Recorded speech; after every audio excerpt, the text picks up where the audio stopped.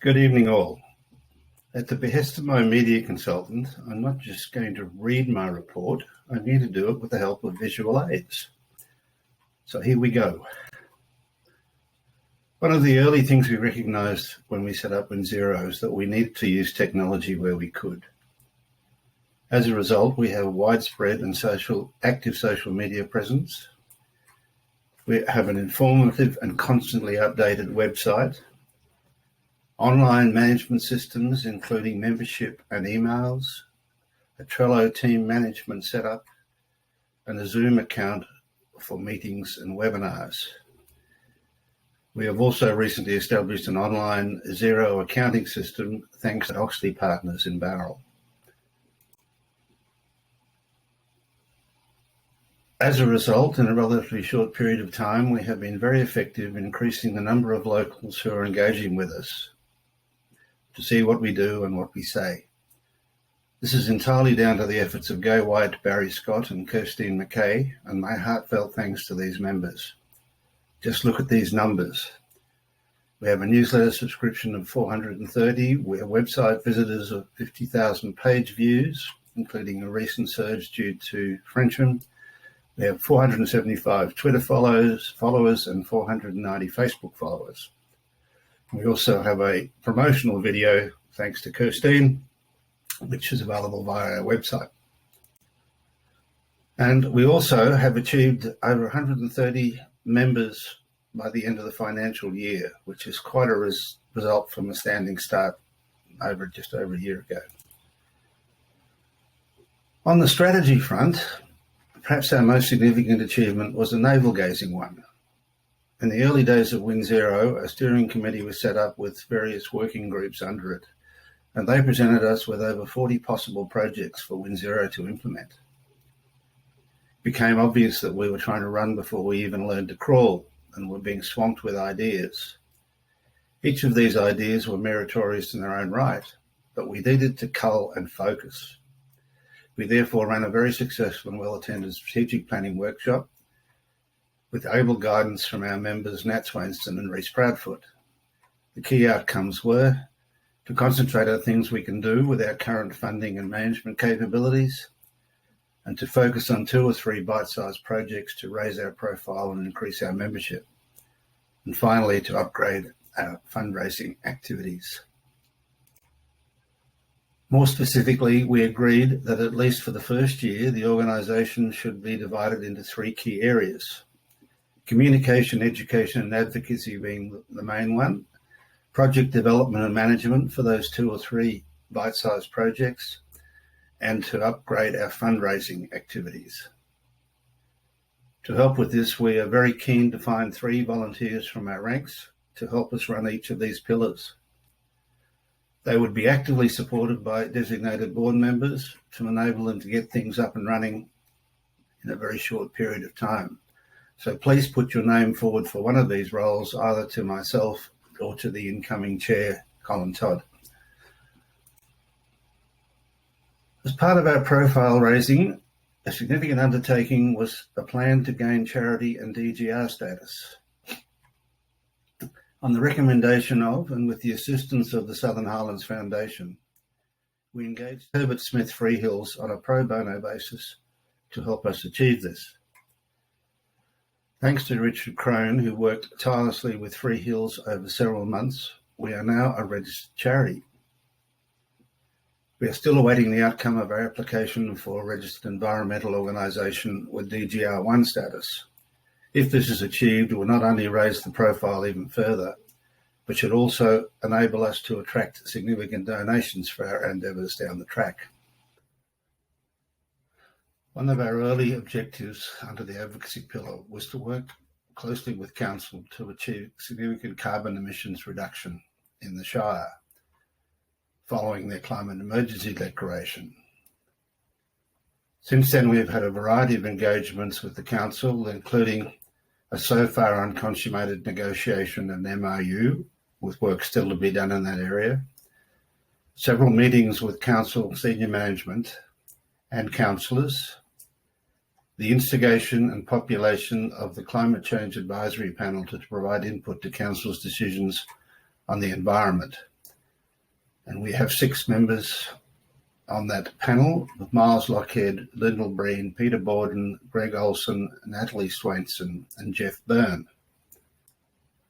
We also have ongoing membership of the Environment and Sustainability Committee of the Council with Clive West, and many of our members have had input to the environment and climate change strategy being done by the Council, including via submissions, Zoom meetings, and also by surveys.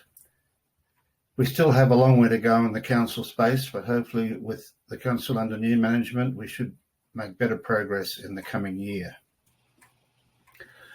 More on advocacy, we've prepared a variety of written submissions and letters over the year, including those for the WSC housing strategy, thanks Clive, Zali Steggall's climate change bill from myself and Nat Swainston, and the Hume Coal IPC hearing, more on that later. More advocacy was submissions on the Tamor Coal South Mine extension from Greg Olson and Kirstine McKay, submission on the Helen Haynes Local Power Agency bill from yours truly, and input to Beyond Zero Emissions Million Jobs Plan from Gay White, myself, and Miles Lockhead. Does advocacy ever end, however? As a result of our written submission on Zali Steggall's climate bill, WinZero was invited to attend in person and present at the Standing Committee on the Environment and Energy in Canberra. We were fortunate enough for Nat Swainston to attend on our behalf, and she gave an excellent presentation. This then led to a follow-up meeting with Stephen Jones, MP, to discuss energy and environment policies.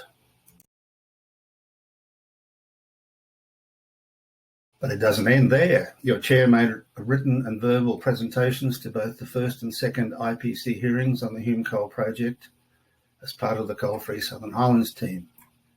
There was also an opportunity at the second hearing to make part of my presentation a plea from WinZero for the New South Wales government to stop approving coal projects in this state. 5 other WinZero members also made presentations to the latest and hopefully the last IPC hearing. They were Jeff Wright, Pamela Wright, Kirstine McKay, Lynette Chammas, and Rebecca Reedy. We are expecting to get a final answer from the IPC within the next 2 months. Hopefully the right one. Another part of the advocacy push was to gain 3 seats for WinZero and the Southern Highland Key Stakeholders Group. These are currently held by myself, Gay White, and Richard Crone. The Key Stakeholders Group is a roundtable organisation for key players in the Highlands: the food, wine, equine, community, education, consultancy, tourism, regional development, and other New South Wales government departments, state members, and the council. Miles Lockhead and Mike Meldrum also have seats via Low Carbon Living Southern Highlands, and Miles and myself have been tasked with preparing a sustainability policy for this group over the next couple of months. And last but not least, there has been a very active campaign to stop the development of a group of so-called eco cabins by the Frensham School in the environmentally precious Lower Holt area adjacent to the school. The school decided to take this to the Land Environment Court because they felt that the council had deemed a refusal by insisting that it go back to the community to talk about the original plan. In the meantime, there has been a widespread campaign which will continue via social media, signage, letter drops, and letters. I have to mention in particular Clive West, Roma Dix, Sarah Keynes, Gay White, Tanya Clancy, Adrian Bradney Smith, and Murray Tynan for their ongoing efforts on this campaign. Our project activity was somewhat handcuffed by COVID in both 2020 and 2021. However, one major activity that we did manage to achieve was a presence at Earth Hour at the Botanic Gardens. There was an information booth, and we also had a couple of solar installation experts there to field questions from interested parties. We had a very comprehensive EV display with a large number of Teslas, an Hyundai Kona and a Mitsubishi hybrid vehicle, where owners could answer questions from visitors and also show people around the cars. We also had a very special display of the upcoming BYD vehicles from China, with particular thanks to True Green Group for these vehicles and to their local representative, Mike Levin, who arranged them for us. Thank you, Mike. We ran a competition to gather contact details from visitors. So my thanks go to Gay White, Darryl Whiteside, Clive West, Peter Borden, Penny Piccioni, Richard Crone and Lucy Nias for their assistance. We are currently working on several project ideas for 21-22, including a number of webinars, the promotion of a truly green electricity supplier, and the rolling out of the Solar My School program throughout the Southern Highlands. There will be more on these and other initiatives soon, COVID permitting. In conclusion, I would like to thank the outgoing board for their input and support throughout the year. My Deputy Clive West, Secretary Miles Lockhead, Treasurer Lou Flower, and board members Richard Crone, Kirstine McKay, Gay White and Barry Scott. And I would also like to wish the incoming board all the best in their endeavours for the year ahead. To conclude, a great quote to finish. No one can do everything, but everyone can do something. Please join us in doing what we can. Good night.